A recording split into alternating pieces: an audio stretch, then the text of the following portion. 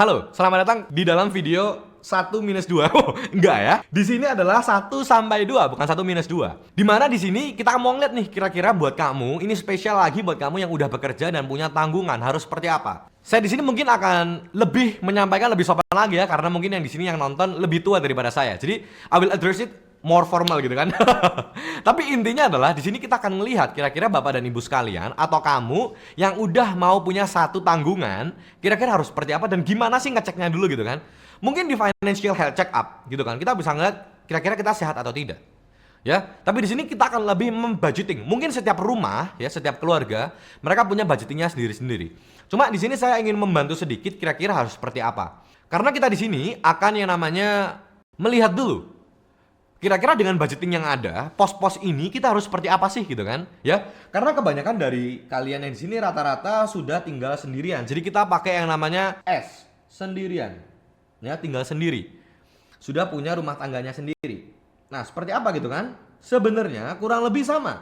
Kita ada kredit juga, kita ada insurance juga, kita ada yang namanya saving juga, dan juga kita ada yang namanya NWLS. Cuman need one saving, kredit, insurance dan juga savingnya kalian itu berbeda-beda, lifestyle-nya juga akan berbeda-beda.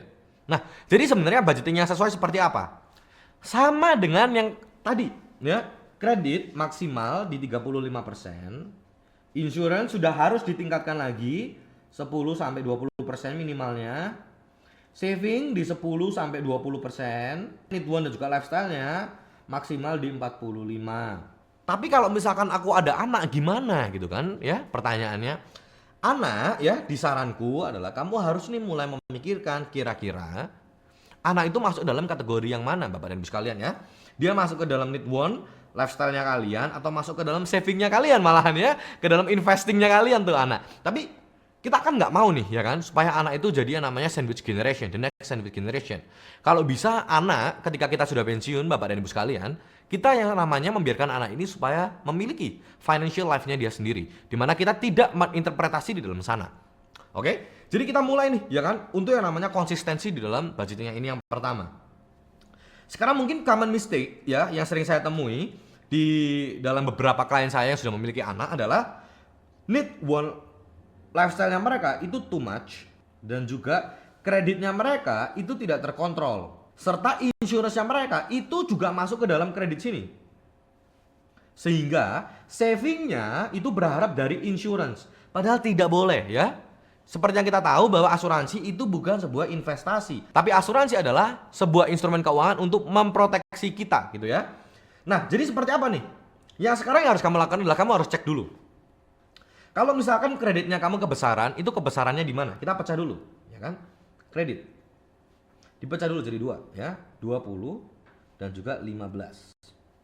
Ini adalah yang konsumtif, ya. Ini kita ganti ya, konsumtif.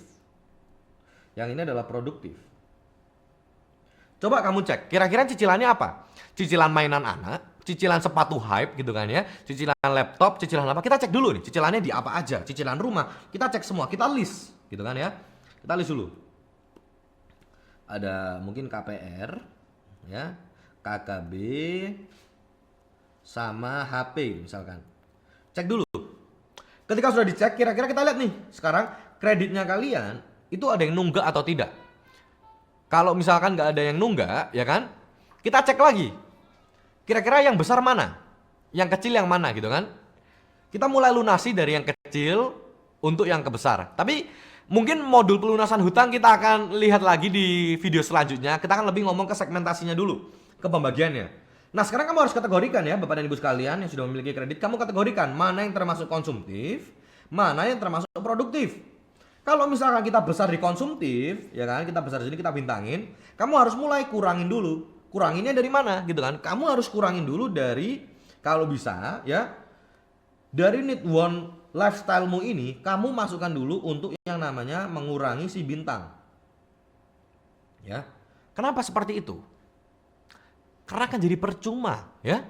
Apa yang kamu cicil gitu kan, itu tidak menimbulkan apa-apa, itu tidak menambah aset kamu, itu tidak menambah yang namanya cash flow kamu, itu malah akan menjadi liabilitas baru. Jadi buat apa ya kita nyicil liabilitas baru? Doesn't make sense gitu kan. Cuma mungkin sebelum ketemu dengan ternak uang, sebelumnya tidak kepikiran dulu, yang penting ada dulu ya. Tapi mungkin selanjutnya ketika mau membeli sesuatu, kita lihat nih, kalau misalkan barang itu bisa kita mulai cicil, ditabung ya, bukan dicicil, tapi cicilan tabungannya itu bisa kita cicil kurang lebih 3 bulan. Ya udah, kita tunda dulu 3 bulan. Saya yakin kalau misalkan barang itu tidak seperlu itu, dalam 1 bulan pertama akan hilang langsung kepinginnya. Ya, bukan menghentikan yang namanya tidak boleh bersenang-senang, boleh bersenang-senang. Tapi saran saya kalau mau bersenang-senang, mulai dialokasikan dari yang namanya saving ini, ya. Mulai dialokasikan dari yang namanya need want dan juga lifestyle kalian seperti apa. Jangan kalau misalkan ya lifestyle-nya adalah semestinya biasa-biasa aja, tapi karena ingin kelihatan bergengsi, malah ditambahkan semua ke dalam kredit. Itu menurut saya sayang sekali gitu ya. Itu mulai yang harus kita lakukan pertama. Dan juga buat kamu yang ingin memiliki anak, mungkin harus dipikirkan mulai dari sekarang. Kira-kira planningnya mau seperti apa, budgetingnya juga, oke? Kita sekarang masuk ke insurance. Nah sekarang gini, untuk insurance sendiri teman-teman, banyak dari kita yang kadang beli asuransi menggunakan kartu kredit. Nih, ya beli menggunakan kartu kredit. Apakah boleh? Jawabannya adalah tidak masalah. Tidak masalah ya kan, karena kalau misalkan dengan auto kredit enak, auto debit gitu kan ya, kita nggak perlu yang namanya bingung-bingung ada berapa di ATM, udah pokoknya langsung dipotong. Tapi sekarang pertanyaannya gini, kalau misalkan tadi insurancemu itu minimal adalah 10%, ya kita assume aja gaji kamu 10 juta deh ya, salary-nya ini S ya, salary itu adalah 10 juta, nih minimalnya 10% berarti kurang lebih 1 juta per bulan ya, nih kita pakai contoh aja biar lebih mudah, 1 juta ya per month. Nih, tapi ternyata kamu merasa kayak nggak apa-apa sih sebenarnya gitu kan, kita beli aja asuransi yang ya lebih sedikit ternyata 30% gitu ya, tapi pakai kartu kredit jadi nggak kerasa. Itu loh ya. Kadang dengan kita memiliki kartu kredit justru kita akan mikirnya walah ada kartu kredit gitu ya. Jangan berpikir seperti itu teman-teman ya. Pastikan kalau misalkan kamu ada kartu kredit, kamu cek juga per bulannya dia berapa, per tahunnya berapa, dengan gaji kamu dia makan berapa. Jangan sampai terganggu gitu loh. Karena apa? Karena sesuatu yang berlebihan itu nggak baik. Ya kecuali bahagia ya. Bahagia kelebihan nggak apa-apa, tapi kelebihan juga ya tidak baik. Bisa kelihatan kayak ya sedikit gitu ya. Tapi intinya adalah teman-teman ya, kalau misalkan kamu di sini beli insurance menggunakan kredit, saran saya adalah coba pikirkan lagi dia berapa persen. Kalau misalkan dia under 20% dari total satu keluarga, tidak masalah. Tapi kalau sudah mau melebihi dari 20%, coba kamu cek kira-kira dari insurance-nya mana yang bisa dikurangin. Kalau misalkan ridersnya terlalu berlebihan, ya coba kurangin dulu. Kalau misalkan kamu sekarang masih di bawah 30, nggak perlu yang namanya asuransi jiwa dulu. Mungkin asuransi tradisional kesehatan itu baru penting ya untuk under 30. Nanti ketika sudah mulai ada anak gitu kan ya, anak 1-2, mulai pikirkan ada yang namanya asuransi jiwa. Tapi asuransi jiwanya berapa gitu ya, jangan langsung mau UP-nya yang gede banget 10M. Coba disesuaikan dulu dengan kemampuan kamu sekarang berapa. Daripada kita sekarang merasa kayak berat banget ya, malahan akan mengganggu investasi kita ya, akan mengganggu yang namanya kesenangan kita hanya demi asuransi ini. Saran saya jangan ya, tapi mulai dipikirkan ya teman-teman ya. Kalau misalkan kalian ngambil asuransi, coba prioritaskan dulu. Yang pertama adalah kesehatan, yang kedua adalah jiwa. Untuk yang penyakit kritis, saran saya adalah di nomor 3 kan dulu ya.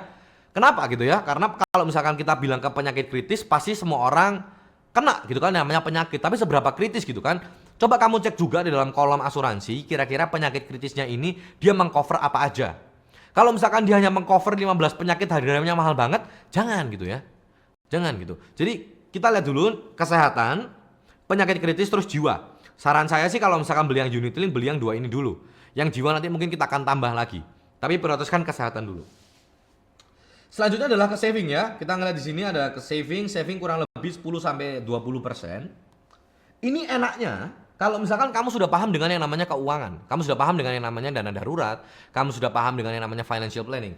Jadi ketika kamu saving di sini, ya kan, ingat nggak? Kalau tadi kita ngomong di atas, kalau misalkan kamu lagi intern, kamu lagi sekolah, kamu lagi mahasiswa, kamu lagi mulai kerja, kamu sudah nyiapin dulu nih kira-kira kamu mau savingnya berapa, dana daruratnya minimal berapa. Jadi ketika kamu masuk ke dalam sudah punya anak 1, ya kan, dana daruratnya nambahnya tidak terlalu banyak. Jadi misalkan udah siap, let's say tadi gajinya 10 juta ya, berarti terus expensesnya kurang lebih full, let's say kita bilang full, berarti kurang lebih 80-90%, oke? Expensesnya 9 juta berarti. Sebentar, expensesnya 9 juta. Ya kan? Kamu sudah punya anak satu berarti butuhnya kurang lebih 9 bulan. Berarti kurang lebih ada 81 juta dana darurat, ya. Tapi ternyata kamu nurut nih gitu kan. Ini let's say kita bilang nih udah 10 tahun lagi nih, kamu nurut. Kamu punya dana darurat itu kurang lebih let's say 30 juta. Ya.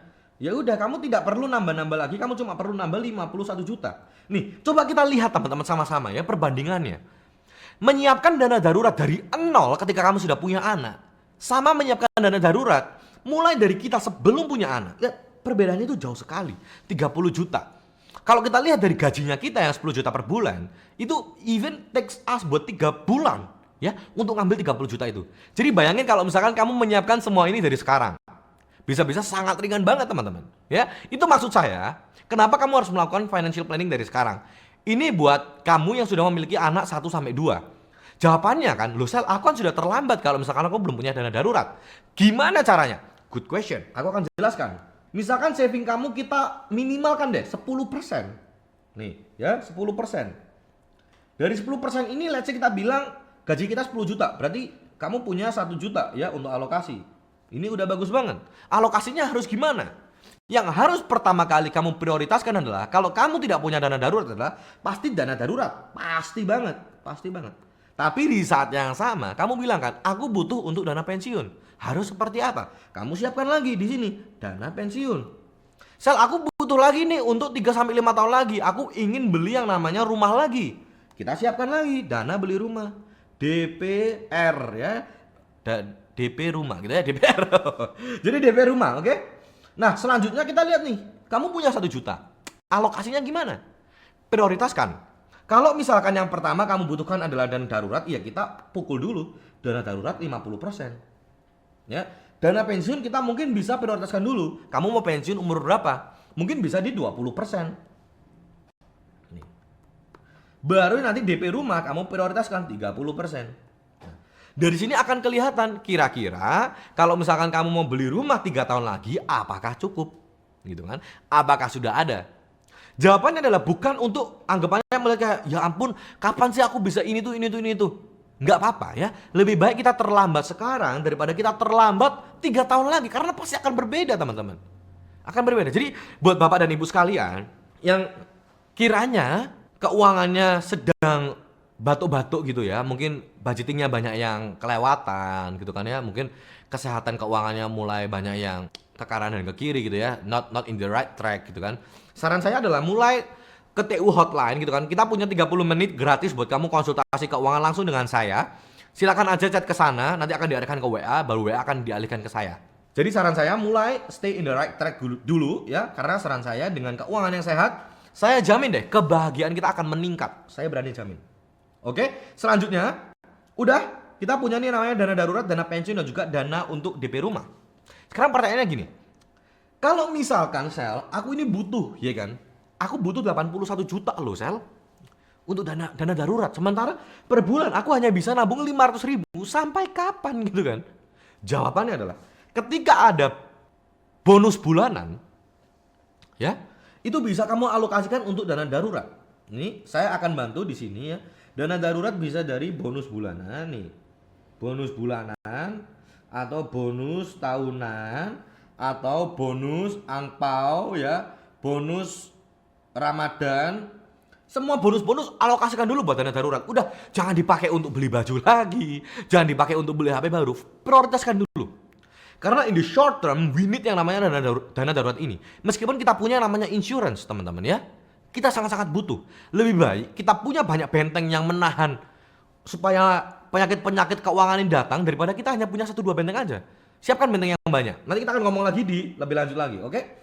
Sekarang savingnya udah aman gitu kan, insurance-nya udah aman. Sekarang kita akan lihat nih ke dalam need, want dan juga lifestyle-nya kalian seperti apa. Sebenarnya in the lifestyle dan juga di need-nya kalian dan want-nya, aku tidak akan mengomentari banyak karena kamu yang tahu kira-kira kebutuhan kamu apa, kemauan keluargamu itu yang mana, lifestyle-nya kamu tuh seperti apa. Ya, kamu yang tahu. Jadi kalau di sini saran saya adalah maksimal di 45% dulu. Tapi ya, kalau misalkan nih Anda nih klien yang misalkan kamu ya gajinya kayak ya puji Tuhan melebihi daripada yang lain, nggak mungkin kan need, want dan juga lifestyle-nya juga 45%. Bisa kurang? Boleh. Kurangnya boleh kamu alokasikan ke insurance atau boleh dialokasikan ke investasi. Yang pasti jangan di hutang. Kecuali hutangnya adalah hutang produktif. Nggak masalah. Ya, tapi kita akan cek lagi sama-sama nanti misalkan ketika orang yang berbisnis itu seperti apa, itu ada di segmen paling terakhir, kamu bisa lihat di list video nanti ya kan. Kita akan ngomong kira-kira untuk mempersiapkan yang namanya pensiun itu seperti apa. Berbisnis akan aku taruh di paling bawah. Oke.